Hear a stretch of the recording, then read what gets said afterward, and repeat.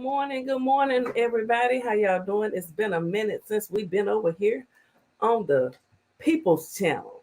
How y'all doing on this wonderful Sunday morning? To everyone out there in the bushes, good morning. We're just going to get right into it. There's a lot of things going on in the news, social justice news, hip hop news, you name it. There's all kind of news going on. A couple of things. We're still working justice for Kalitha. Prayers for Miss Jackie and her family.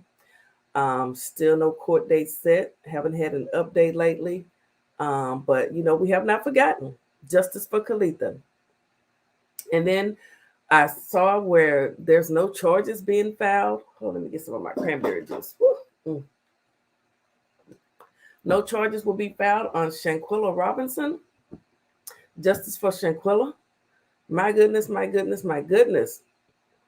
Good morning, Miss Denise Jackson. How you doing?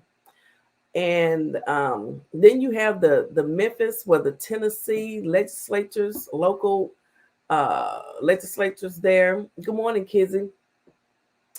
Excuse me. They were both reinstated. Woo. Excuse me. They were both reinstated. Woo, and honey, they can, one of them, Justin, he can really speak. We're going to start out with him, honey. We're just going to get into it. Like I say, this is the Sunday morning news hour with your girl, PP. Social justice news. We got social justice needed here in the YouTube streets.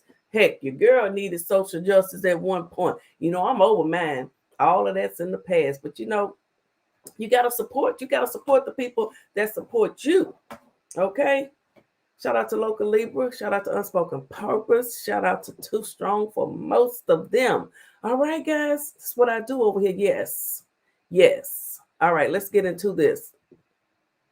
We're going to start with Justin. Where is it? Here you go. We don't build. Y'all still here? Don't build. Let's move it.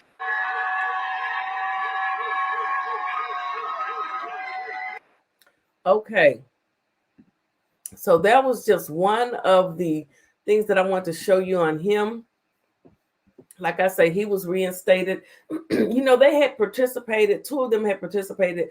Three of them, two black males and then a Caucasian female legislator there in Tennessee had participated in a gun violence march or something like that. And they expelled the Republican legislature, expelled the two young African-American Democrats, but they didn't expel the female Caucasian Democrat. She herself said it, I think it's based on race. But they were reinstated after the public came together and had an outcry and support. Sometimes when people come together as one collective, shout out to Nicole's perspective, when people come together as a collective and fight for what's right and what they believe in, things can happen. All right. And so they were reinstated. Let's cover a little bit more on those being reinstated and what the news and everyone had to say. It happened within the course of about an hour or so across two different seats of government. First in the city of Nashville and then in the state capitol. But this is what it looked like. This was late today when Tennessee legislator Justin Jones, who was recently expelled from the state legislature by Republicans, this is what it looked like today over the course of about an hour when he retook his seat. Thank you, Vice Mayor. I would like to nominate Representative Justin Jones. Votes are in. Mr. Clerk, close the machines. Take the vote. Ayes 36, no zero, no abstentions. By the Constitution. By the Constitution. Of this state. Of this state. So help me God. So help me God.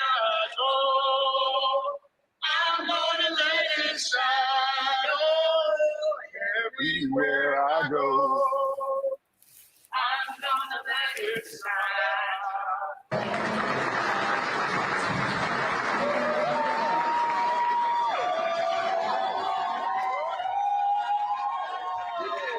No expulsion, no attempt to silence us will stop us, but it'll only galvanize and strengthen our movement. And we continue to show up in the people's house. Power to the people.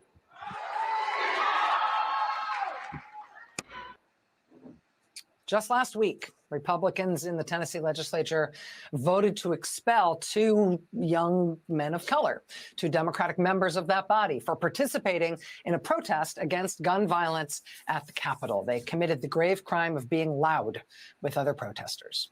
Among other things, that action by Tennessee Republicans, the extreme action to expel them as legislators, well, it meant technically that local government in both of those 2 men's districts would have to appoint somebody to fill those now empty seats in the interim until there can be a special election. Well, fine then. Today at about 5:30 Eastern time, the Nashville Metro Council appointed Justin Jones to be his own replacement in the legislature. They voted to send him back to the seat from which he was just expelled. The vote, you heard it there, was 36 yes, 0 no.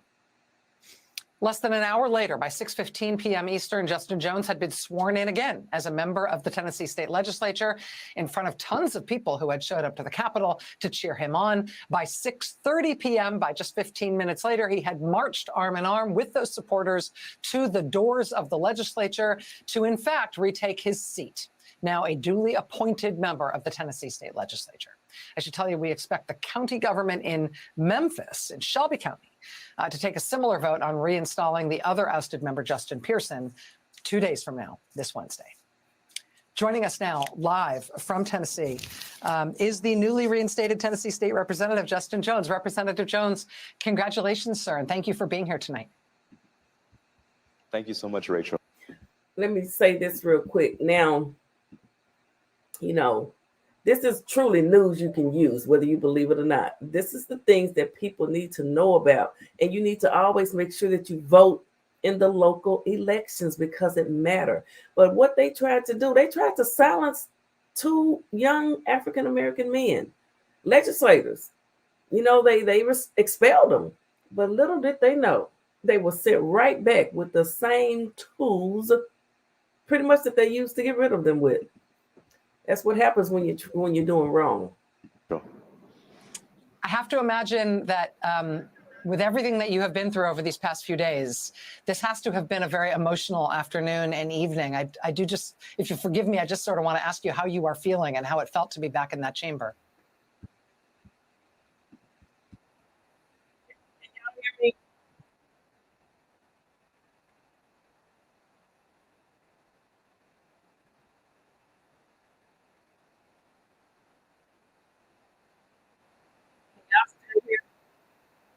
Can y'all still hear the video? Put a 1 if y'all still hear the video.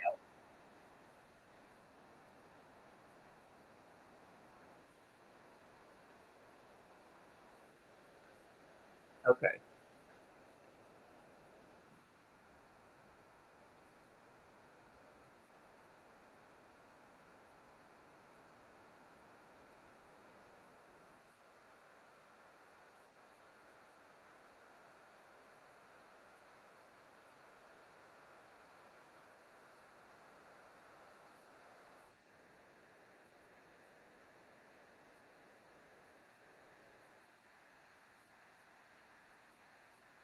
Republicans in the legislature would seek to expel you again and throw you out again. Let me go back a little bit. Not be reseated until next.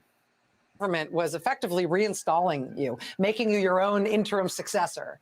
There were worries that attorneys from the speaker were threatening that you might not be reseated until next session. There have been worries expressed that Republicans in the legislature would seek to expel you again and throw you out again on the same grounds as before. Are those concerns gone now? Are all those matters settled as far as you can tell? Yeah, well, that's still yet to be determined. I'm grateful that my attorney, one of whom includes former U.S. Attorney General Eric Holder, sent a letter at 10 a.m. Central to the House Speaker informing them that they do not, want to see any obstruction of me, representing the people of District 52. Sent a letter to put them on notice that, we would respond if that was the case. And I think that had a big impact on the speaker, as well as the thousands of people who gathered here today, multiracial, intergenerational, gathered from the Metro Courthouse to the legislature, to let them know that the world is watching and that we're not going to allow their attacks on democracy to happen in the comfort of silence, and that we're still calling for action on common sense gun laws. That's what this was all about in the beginning. And so the speaker's threats against our democracy are being met with this resurrection of a movement for multiracial democracy that is really happening here in Nashville, and that I think is going to have reverberations across the South.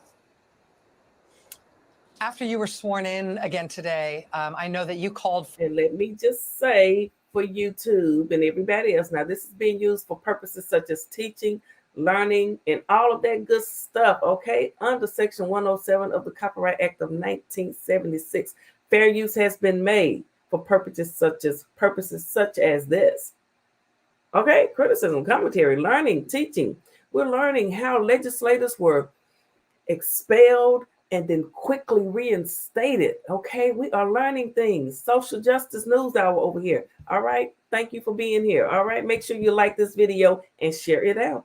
For the speaker, Speaker Sexton, to resign effectively for having orchestrated this, and also for his lack of action or indeed regressive action when it comes to gun violence. I have to ask you, is that something that you're going to continue to push for? Do you have any sense that the speaker may actually regret the decision to expel you and your colleague, given the response that it's had in recent days, and including, as you say, those thousands of people in a multiracial, multi-generational display out today to support you? Definitely. I mean, this House Speaker, there's a different energy in the Capitol today. And I actually was on the elevator with the member who filed the expulsion papers against me, Representative Bud Holsey. And I asked him, did you learn anything from this experience?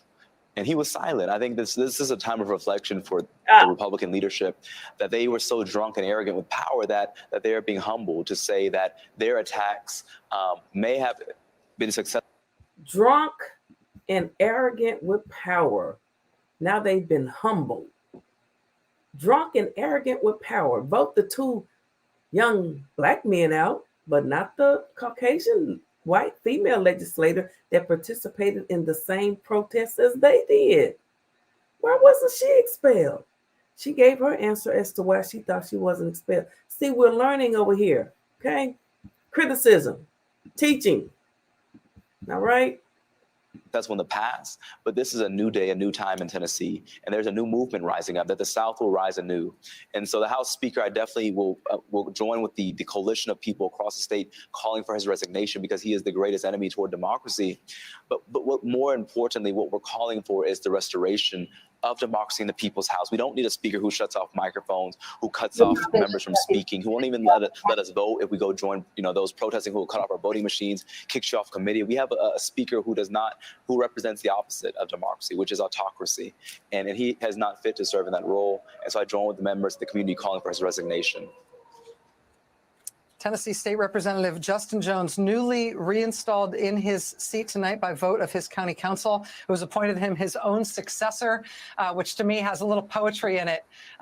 So see, when he was expelled, that's like when someone suddenly passes that's in office. Someone has to be appointed to their seat until the next regular, session or whatever, or they'll have a special election or however that goes. Well, they appointed him back to his own seat. The Republicans didn't count on that. Hey, Regina and everybody in here, Miss Denise, everybody. So when he was expelled by the Republican legislature for protesting in a gun violence protest, participating in a gun violence protest in Tennessee, when he was expelled, now we're learning over here, teaching purposes. Okay, this is fair use. Once they expelled him, the Republicans did, someone had to be sent, they had to sent someone back up there to replace him. So they sent him back to replace himself. Okay? They sent him right on back to reclaiming his chair, reclaiming his time, reclaiming his seat, and did, okay? Child, don't get me started. Seems resonant, given your eloquence, sir, as a representative for your constituents and an advocate for the causes that are closest to you. Tennessee State Representative Justin Jones, good luck to you. Thanks for your time tonight, sir. Thank you. Okay. And that's that one. Now we're going to move on to the next one. But again, that was Justin. Once they ousted him, expelled him, they had to send a replacement back to take his chair back, to take his seat. Okay? Someone had to fill the seat. So they sent him on back to his own seat. Come on, somebody. Oh, child, it's Sunday morning too. Wade in the water. Okay, let me see what I got next over here. Let me see which one was that. Okay, we're gonna do this one. Lawrence O'Donnell, my guy Lawrence. Okay. That was promised last week came tonight at the state capitol in Tennessee. They tried to kill hope and love. Come on, somebody. But resurrection is always guaranteed after persecution. Woo! That was Tennessee Representative Justin J. Pearson, who will be our first guest tonight. Today, Mr. Pearson's partner in expulsion from the Tennessee House, Representative Justin Jones, was resurrected as a member of the legislature when local officials in his district, following the procedure for filling a vacancy in the legislature, voted to fill the vacancy created by Justin Jones' expulsion by Republicans from the legislature with Justin Jones. Justin Jones was then sworn in as a member of the legislature, which was followed. I could cover this type of stuff all day, every day. This is what you need. Again, thank you, Regina, for supporting the channel, honey. Thank you. Hit the Cash App. We giving some good, wholesome news over here. We learning things. This is what you need to know. Support your girl, PP. Okay. I want to thank you. It's a business. All right. This is political stuff over here. You need to know this. Okay, let's get back to this. Okay. Oops, wrong thing. By Representative Justin Jones' truly triumphant return to the House of Representatives, while the Republican members of that House watched in humiliation and possibly rage. Local officials in Justin Pearson. See, they outsmarted themselves. And Lawrence O'Donnell, let me tell you something. He has a way with words. I don't know if you guys remember that show. I think it was called The White House. I don't know, but he wrote for that show. He was one of the writers. But he has a way with words. And what he just said is that the Republicans had to watch this man be returned after they had just gotten rid of him. They watched him walk back in with his power to the people arm up as he walked back into that legislation. And they were enraged. You're learning something over here? Okay. May not have 200-300 people, but you're learning something. I'm giving you what you need. I'm feeding your soul. Now hit that Cash App for the one time. Pearson's district are expected to meet Wednesday to vote to send him back to the House of Representatives and thus complete the triumphant return of the only two members of the Tennessee House of Representatives to be expelled because of what the Republicans in the House called a violation of decorum. After not being allowed to speak on the House floor about the latest mass murder in a Tennessee school in which 3 educators and 3 9-year-old children were murdered, Representatives Pearson, Jones, and Gloria Johnson went to the floor of the House with a megaphone during a recess to respond to and encourage student protesters in the galleries who were protesting the Republican legislature's refusal to do anything about mass murder in Tennessee, including access to the AR-15, which was used in that school shooting in Tennessee and was used again today in Kentucky. Today's mass murder. Now, all these shootings and mass murders and things going around with all these guns and stuff, they don't want nobody to protest. They don't want to do anything about all these guns, and they don't want to pass no new laws. These young men were trying to protest to end gun violence. Children being taken out at school. Yeah, that's what my grandkids are home. You don't want your kids to go to school these days. It's crazy. But again, they sent him back to his seat that they expelled him from. That's the whole moral of this story, honey. They got played. They tried to run a play on two young Democratic legislators, and the play, they got played with their own play because he was sent right on back to the Tennessee legislature. This is what you need to be talking about, okay? Right here, gun violence. Kentucky was someone who would pass any background check for purchasing firearms that exists anywhere in America. Background checks do not prevent first-time murderers. Yes, Lawrence O'Donnell was the writer and one of the creators of the West Wing. Thank you. I called it the White House. It was the West Wing. This man was the top writer, creator, the top writer of the West Wing, honey. So let me tell you something. He knows politics, and he also worked as an assistant to a famous senator. I'm gonna be the senator of YouTube. I'm gonna be the senator of YouTube. Gonna get some water around up in here. Okay, we're gonna get some water around here. Senator PP. Okay. Oh. From buying their first weapons of murder, buying their first AR-15s. A 25-year-old man working at a bank in Louisville, Kentucky, showed up at work today with an AR-15 and shot and murdered 5 people working at the bank, including his bosses. He was a high school basketball star, a graduate of the University of Alabama, and a banker. So you can add that to the profile of people who should not be allowed to purchase AR-15s, which is to say, everyone. The only thing that can prevent a person like that legally purchasing an AR-15 is to make the sale of the AR-15 illegal, the way it was for 10 years after Senator Joe Biden passed a law banning the sale of assault weapons in the 1990s.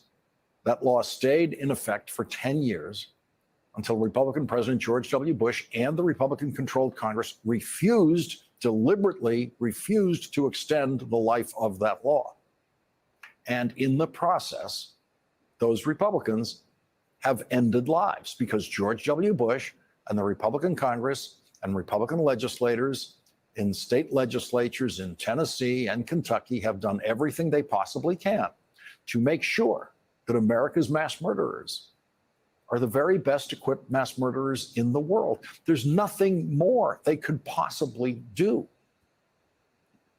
If mass murderers had a lobby, they would have nothing to ask for because Republicans have given them every law they could possibly want in order to easily purchase AR-15s and kill as many people as they possibly can before, as happened today, the police kill the mass murderer.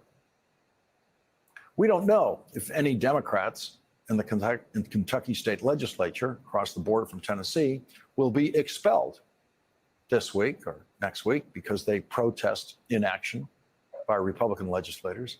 But we can be absolutely sure that the Republicans in the Kentucky legislature will do absolutely nothing to stop the next mass murderer from legally purchasing an AR-15 in Kentucky. Thank you, Kizzy. I knew it was one of them. I almost said the great Ted Kennedy, but it wasn't him. That was Chris, the guy that retired. But he was the U.S. Senator, the aide to the U.S. Senator Daniel P. Monahan. Look him up, okay? Lawrence O'Donnell. Yes, this man knows politics, okay? One of the writers for the West Wing. Okay, this is what we do over here. It's the People's Channel. Justice. Okay, social justice. You're learning over here. Okay, you're learning something. All right, you're learning something. I don't know who sent you over here, but I'm glad you're here. Am I next?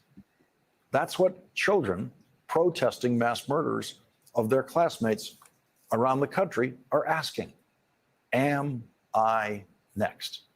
Chris Mack. And tonight, local bank managers and bank tellers can ask themselves, am I next? Anyone in an American movie theater can ask, am I next?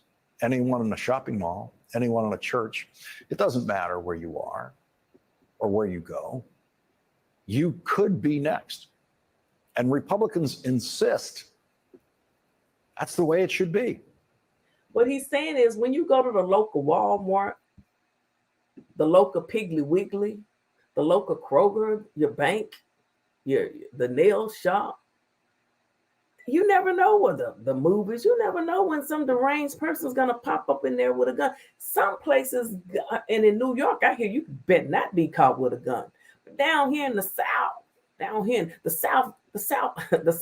to rise.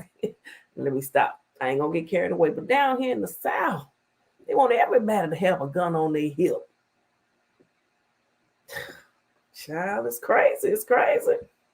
That's what Lauren's talking about. I am a man. That was the rallying cry in Tennessee in 1968 that brought the Reverend Martin Luther King Jr. to Tennessee to support the sanitation workers' strike in Memphis. Come after on, Lauren. Two sanitation workers, Robert Walker and Ethel Cole, were killed on the job. The workers who collected the trash from the street and threw it into the trucks were not allowed to ride inside the trucks, even when it was raining.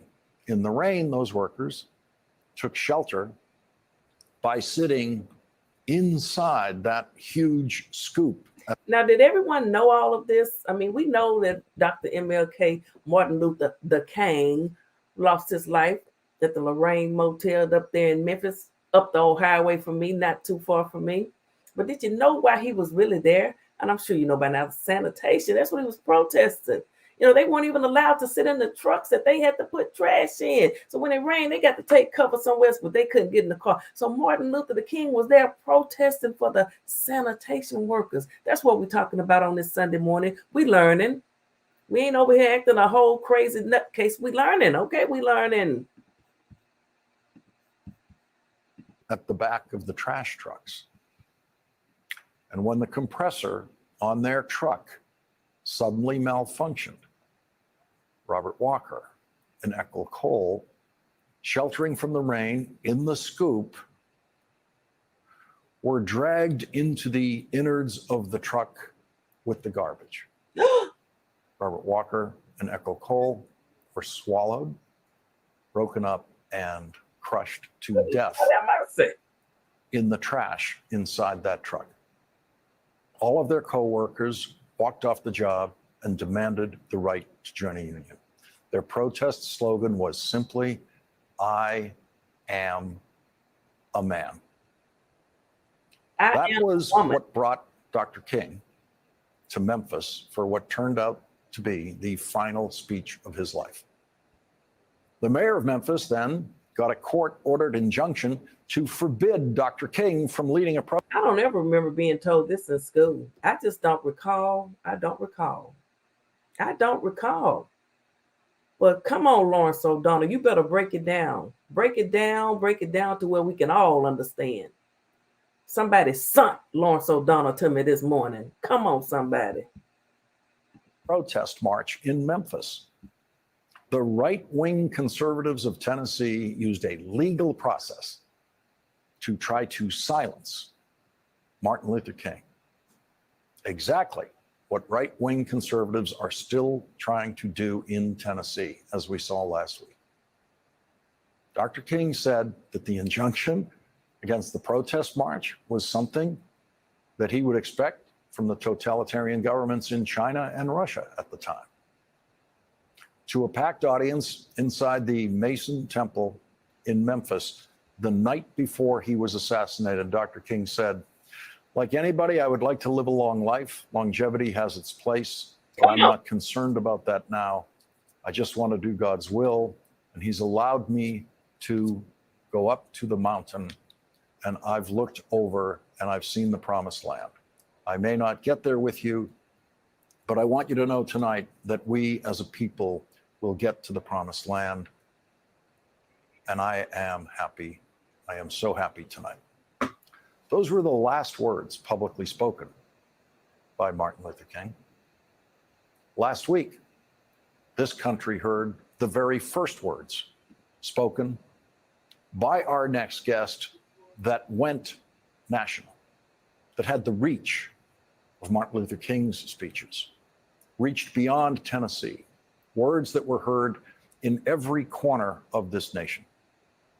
People who heard Dr. King speak have told me that what they heard last week from Representative Jones and Representative Pearson were voices like Dr. King's, voices that can lead this country through the darkest days with hope. Thank you, Cherokee. This week especially, Holy Week, we remember also Dr. King and the forebearers of the civil rights movement who taught us about civil disobedience as a way to get action. Dr. King taught us that sometimes there's a consciousness above rule, above what you might say is law, and that the true forms of protest is nonviolent disobedience. For less than a few minutes, we and you are seeking to expel District 86's representation from this House in a country that was built on a protest. In a country that was built on a protest. You who celebrate July 4th, 1776, pop fireworks and eat hot dogs. You say to protest is wrong because you spoke out of turn, because you spoke up for people who are marginalized. You spoke up for children who won't ever be able to speak again. You spoke up for parents who don't want to live in fear. You spoke up for Larry Thorne, who was murdered by gun violence. You spoke up for people that we don't want to care about. In a country built on people who speak out of turn, who spoke out of turn, who fought out of turn to build a nation. I come from a long line of people who have resisted.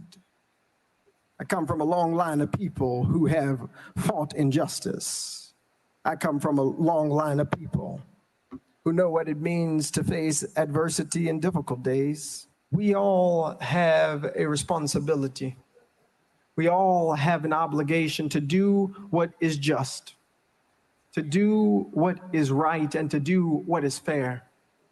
And what I can promise to those of you who have cried, we all have a right to do what is just and fair to others. That's in your real life. You have to do the right thing. Sometimes you're gonna have to stand for something, or you're gonna fall for anything. Okay? Sometimes you must take a side, and you have to take a stand. Okay? That's what he's trying to tell you. Thank you, Cherokee Black Panther, for the donation to the channel. It's a business that we're learning over here on this good Sunday morning after Easter. Okay? I don't know who sent y'all to me this morning, but I want to thank you for being here. Okay, I want to thank you. Now let's get back to the teachings this morning. Today, those of you who mourn the seeming end and assault on our democracy, I can say to folks who are worried about whether or not, as one sign said, am I next? What I can say to you is that the movement for justice can never die. Come on. Because the heart for justice can never be killed. Hallelujah. Because it lives and it beats in each and every one of us. Woo, this brother. It cannot die because we will not let it die. I'll tell you that folks have tried to kill it. They tried to put it on a tree called Calvary. They tried to kill hope and love, but resurrection is always guaranteed after persecution. Whew. My. I thought he was going to actually be on. Okay. Oh, child. That gave me the goosebumps. Wait a minute. I think I got something else from him. I could listen to this man speak all day. I would pay to hear them brothers speak. And I think I'm going to trot on up to Tennessee and meet them. Okay? You just watch. I'm not playing. Wait a minute. Is this right here it? No. Hold on. I'm trying to find. Hold on, guys. I'm trying to find this next one.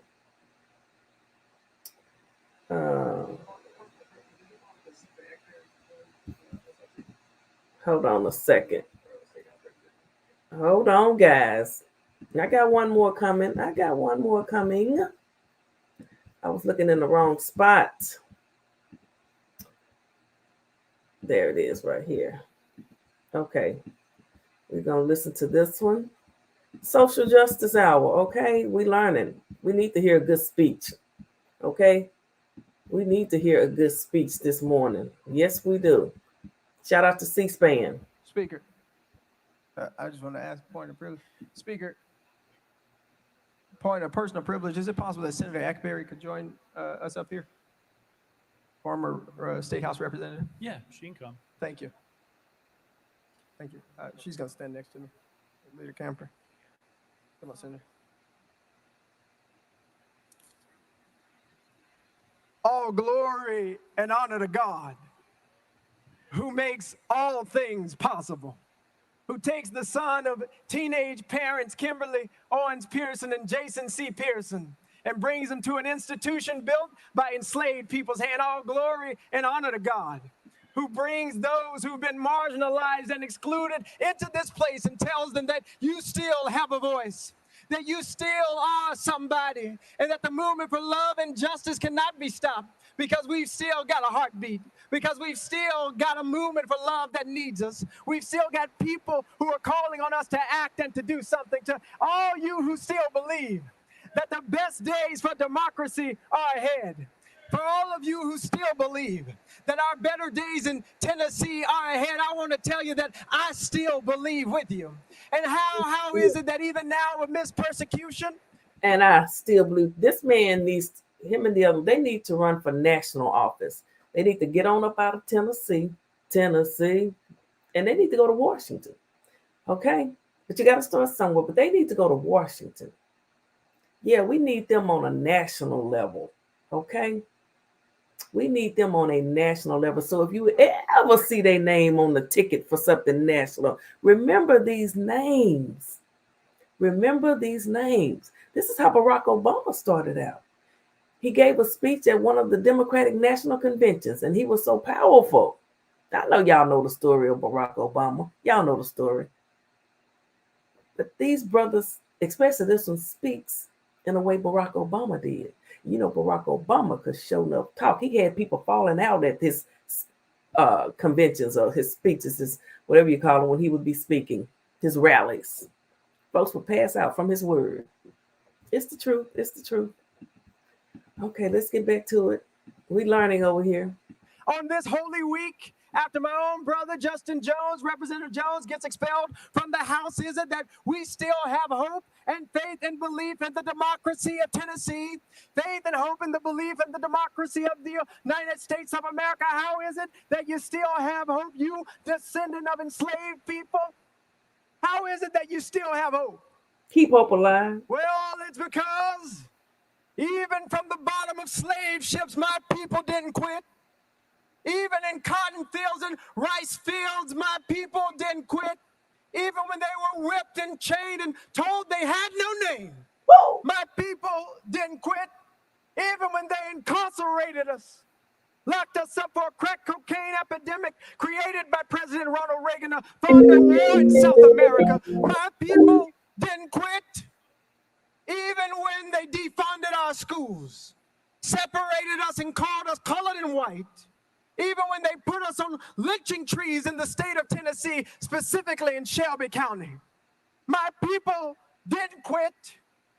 Even now, as our own brothers and sisters lay to rest because of the failure of people in positions of power to do something, because people are refusing to pass just laws to end the epidemic of gun violence in the state of Tennessee, my people have yet to quit.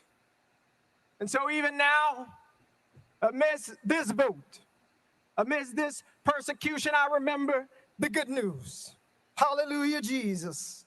I remember that on Friday, the government decided that my Savior Jesus, a man that was innocent of all crimes except fighting for the poor, fighting for the marginalized, fighting for the LGBTQ community, fighting for those who are single mothers, fighting for those who are ostracized, fighting for those pushed to the periphery. My Savior, my Black Jesus, he was lynched by the government on Friday. And they thought that all hope had been lost. The outside, it rained and it thundered and everybody said everything was over, and it was some Black women who stood at the cross. It was some Black women who watched what the government did to that boy named Jesus. They were witnesses, as you have been witnesses to what is happening in the anti-democratic state of Tennessee. They were witnesses to what was going on, and I got to tell you, it got quiet on Saturday. Yes, I tell you, it was a sad day on Saturday. All hope seemed to be lost. Representatives were thrown out of the State House. Democracy seemed to be at its end. Seemed like the NRA and gun lobbyists might win. But oh, that was good news for us. I don't know how long this Saturday in the state of Tennessee might last. But oh, we have good news, folks. We've got good news that Sunday always comes. Resurrection is a promise, and it is a prophecy. It's a prophecy that came out of the cotton fields. It's a prophecy that came out of the lynching tree. It's a prophecy that still lives in each and every one of us in order to make the state of Tennessee the place that it ought to be. And so I've still got hope, because I know we are still here and we will never quit.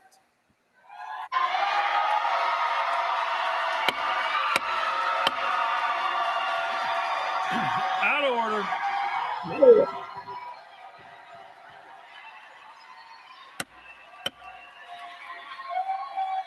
Out of order.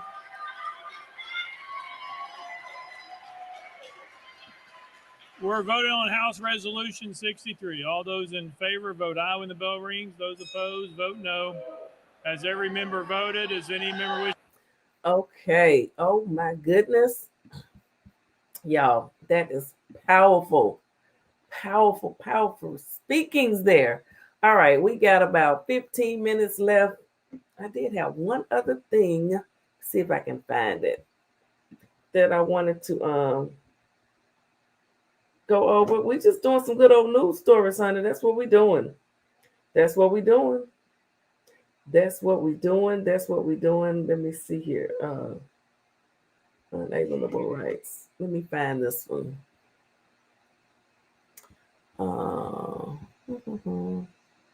Hold on, guys. Got a lot of stories up here. Got a lot of stories up here. Well, I still got to finish that Storm Monroe deal. Hold on. So many things, so many cases. Let me go here. Bear with me, bear with me. I'm almost there. Now let me share this screen. And this should finish up our news hour. Okay.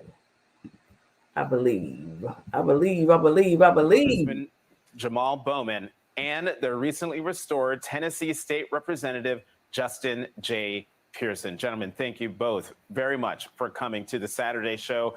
Representative Pearson, you've been reinstated. This comes on the heels of 2 mass shootings. What do you think of this cognitive dissonance? So, the reality is we have a Republican Party that is much more concerned about how they can take control over people's lives and preservation of the NRA's ability to write our legislation than actually doing anything to protect our communities and make them safer.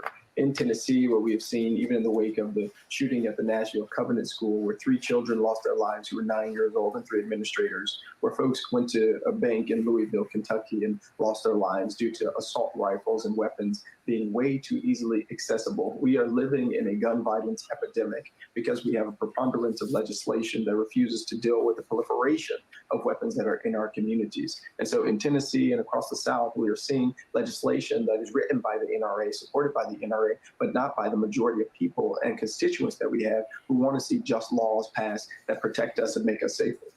And Congressman Bowman, I would love to get your response to, well, everything that Republicans are doing, but particularly on guns, because after the Nashville shooting, I mean, you went viral with your very vocal pleading with your colleagues there in the Republican Party on Capitol Hill to do something about it, and yet they ain't gonna do anything about it.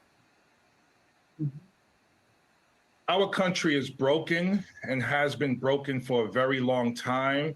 We have lost our soul as a nation, in my opinion. And I think arguably you can point to the tipping point as the Sandy Hook shooting, when we allowed 6-year-olds to be slaughtered by an assault weapon and do nothing.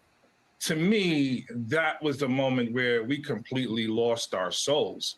And I was pleading with journalists initially to continue to put pressure on the GOP to ask them, why aren't you doing anything? And that's when Representative Massey approached me, and you saw the engagement that went viral. But, you know, I'm not a career politician. I'm an educator. I worked in schools for 20 years trying to protect my kids from everything. So to come here to Congress and to see the cowardice from my GOP colleagues, it's just gross. Everyone is too comfortable. We walk around with our suits, we talk to our donors, we raise all this money, and then we go on bended knee pandering to the NRA. Are you kidding me? Once again, just like I said that day, this is gutless, this is cowardly, and we have lost our souls. And one last thing, it's not just the GOP's inaction and attacks. Democrats have to be loud and courageous and consistent, just like Brother Pearson and the Tennessee Three standing up. We got to do that in every corner of this nation in order to bring the transformational change we need. Representative Pearson, I would have, in the opening montage that we played of the Republicans in Indianapolis at the NRA convention, Donald Trump, you know, talked about the problem isn't guns. The problem is, and I want to quote, too many thugs, hoodlums, and savage criminals on our streets. And yet the alleged perpetrator of Nashville doesn't fit that description. The shooter in Louisville days later doesn't fit that description. Who is he talking about? What you have is with that person is an attempt to race bait us into a conversation and fuel his base who loves to do a very similar thing, because that person and others who are running for the presidency don't want to have a real conversation as it relates to the end of gun violence in our communities, although the rest of the country really does, because what we realize is it is going to a bank that is now leading to you potentially being killed. It's going to church, it's going to the movie theater, and it's our children going to schools. We have a proliferation of guns in our community that people should not have. We need some gun violence control. Okay, when you go to the grocery store, the bank, the local Piggly Wiggly and Kroger's, you want to feel safe. Okay, you don't want everybody walking around, I'm standing my ground. Have access to. The United States of America is the only place that has more mass shootings thus far than there are days. And it is because we are allowing regular people to have weapons of war on our streets. It's because we are allowing regular people to not have permits to carry their weapons. And we have people in leadership like Cameron Sexton here at our state house and the Republican Party who are much more interested in destroying our democracy and eroding our democracy. I mean, if you're going to have a gun, I think everyone needs a permit and a background check. We need to know if you're Looney Tunes or not. And actually listen to the voices of thousands of parents, thousands of grandparents, and people in our communities, like Larry Thorne, my own classmate, who was killed by gun violence, and his mother and grandmother, who are asking for us to do something differently. They're really turning our democracy into a mobocracy, where their mob rule keeps things the same instead of where the people rule, where we can advocate for change to happen. Donald Trump is the thug. Donald Trump is the thug. Alleged. He admitted on video, he was being recorded. He didn't know he was being recorded. He admitted to sexually assaulting women. He is a man that has engaged in business practices that have been criminal, where he's had to shut down Trump University after raising all kinds of money. He doesn't pay his taxes. He incited an insurrection. Allegedly. He is the thug. Now, To quote your colleague, Mehdi Hassan, every accusation by the GOP is a confession. That is the things this man is speaking about former President Donald Trump is facts. I mean, he was recorded. He has done these things. This is MSNBC. Okay, if it were not true, they wouldn't be letting it say it. Okay, they would not let this man say who it. he is, and that is who they have been. Banning books, attacks on the trans community, cutting Medicare, cutting Social Security, doing nothing about guns. Their thuggish behavior leads to I don't know how y'all feel, but we need Medicare and Social Security. Okay, Medicaid and all that stuff. We need stimulus packages. Okay, we need more stimulus packages. I don't care if people want to go get their hair done or buy a TV with it. We need stimulus packages. If someone is giving some money, they can do whatsoever they want to do with it. If somebody has sunk some money, let them spend it the way they want. Okay? Oh, child, don't let me get, oh, honey. This is political this morning, y'all. the death of people. Republican-led counties across the country are counties with the highest rates of death in our nation. I also want to mention gun trafficking. The guns that come into places like New York come from Republican-led states. We actually know who the traffickers are. We know who the gun owners are, and we're not doing nothing about it. This is inaction from a legislative perspective, but also from a procedural and collaboration perspective, because out of the 17,000 law enforcement agencies in our country, only 7,000 actually track firearm incidents. 10,000 do not. So, and they can do it just by simply entering into a computer, but they're choosing not to. The crisis is multi-layered. Hold on, y'all. Okay, let's listen to that story. Hold on 1 minute, everybody. 1 second.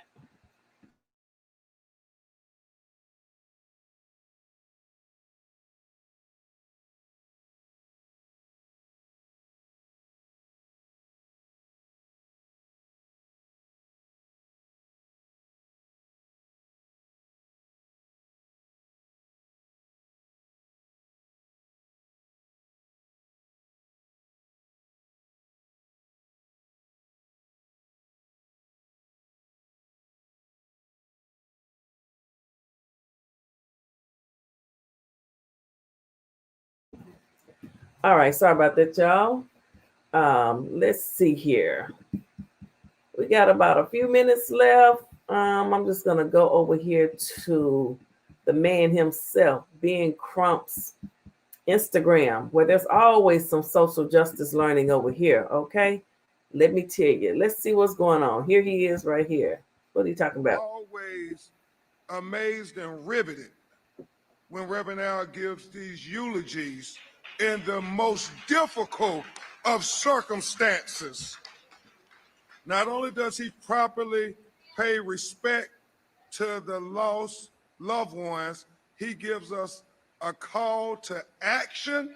What's up, bro? And he leaves us with a thought that we never thought of. The great jurist Oliver Wendell Holmes said, once a new idea stretches the dimension of the mind, it never regains its former dimension. Go back and look at the eulogy of George Floyd, the eulogy of Tyree Nichols, the eulogy of Amir Locke, and you will see Reverend Al, he preached the word, but he always stretches our mind a little bit. So I just wanted to tell my mentor, thank you for stretching my mind to be a better lawyer, a better freedom fighter for our people. I am all freedom. It says a moment to appreciate the great Al Sharpton. I've seen Reverend Al comfort so many Black families after losing their loved ones to unjust police violence, while inspiring people to go out and fight for their justice. It's always an honor to share the stage with this mentor. Okay. What's this here? He told Phoenix police officer, if I die, y'all going to jail. Let's listen to this. It's Cecilia in Tucson. Yeah. Harris, Oh, defeated police. oh, I didn't know they was gonna be doing that. Oh goodness. Texas County weighs closing local library after federal judge orders banned books return to circulation. Llano County, Texas commissioners are considering closing down the public library system because a federal judge wouldn't let them ban a number of children's books. The nonsensical attack on education is frightening. Education is learning from diversity, not stiffing it. My. It says the mentality is they just want to win, not even thinking in a common sense way. The taxpayers should have a say. I agree. Love of classics turned into multi-million-dollar franchise. Jaron Jackson took a passion and with hard work turned it into a business. Jaron finds classic cars, restores them, then sells them to his happy customers. Jaron discovered his passion and found a way to make a living out of it. This is the American dream, Black excellence. And the link is in bio. Go check out Jaron, okay? Texas House passes Crown Act, which would ban hairstyle discrimination. What in the world going on with hairstyle? Wait a minute. The Texas House passed a bill that would ban schools from hairstyle discrimination. It would also prohibit it in the workplace and housing. This bill would protect the rights of people from different cultures to express themselves freely. So I guess stuff like locks and all that. People need to let folks. This is sad that law have to be passed on how to wear your hair. It was passed here in California. I didn't know. I wonder if Arkansas got one. All because of more hatred of us. You'll never see this in any other ethnicity or group on this scale. HBCU grad makes history as first Black CEO of 100-year-old Chamber of Commerce in Georgia. I worked a long time here with the Little Rock Chamber of Commerce. It says, Amber Batchelor has become the first Black woman to be named president and CEO of Sumter County's Chamber of Commerce. The HBCU grad has had a long career of leading successful businesses. Amber is an amazing role model for Black girls to learn from. Okay, go Amber. Man died in Maricopa County Jail after law enforcement used excessive force, his family alleges. Attorney Crump says, we still need justice for Akeem Terrell, like Ervo Otinio and Gershon Freeman. Akeem was suffering a mental health crisis and was murked by police. Maricopa County jail officers used unreasonable forces to restrain the 31-year-old and left him alone in an isolation cell for 6 minutes before initiating medical care. Sadly, it was too late to keep Akeem's name alive and demand justice. My. Justice for this young man's family. Attorney Crump, his dear friend, Jamie Foxx, has always supported me and the social justice work I do. And this is what we're doing over here. This is a social justice YouTube channel for the people. It says, now we should be supporting him as he struggles with a medical complication. Please keep him in your thoughts and prayers. What's wrong with Jamie Foxx, y'all? Anybody know what's wrong with Jamie Foxx?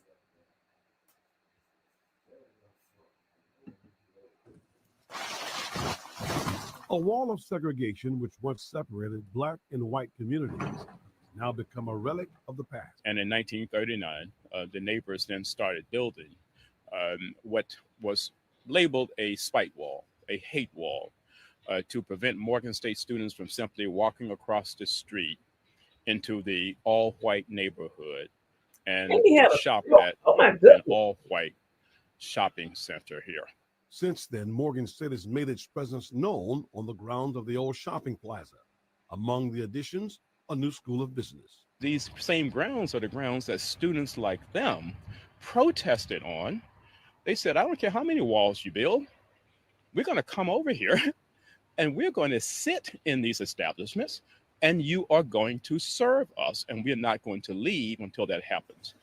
Now, a new story is being told by the university and the community located on the other side of the spike wall.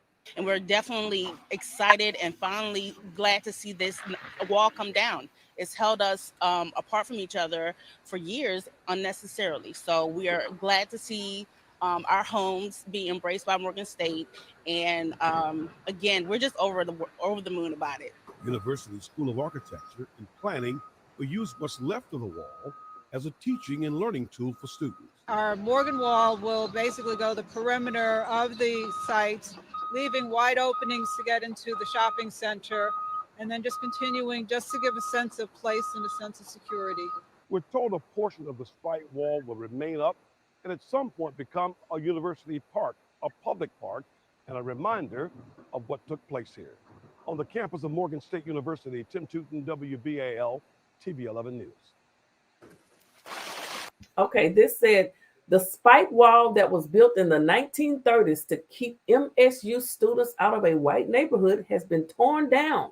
Remember President Reagan? Tear down that wall.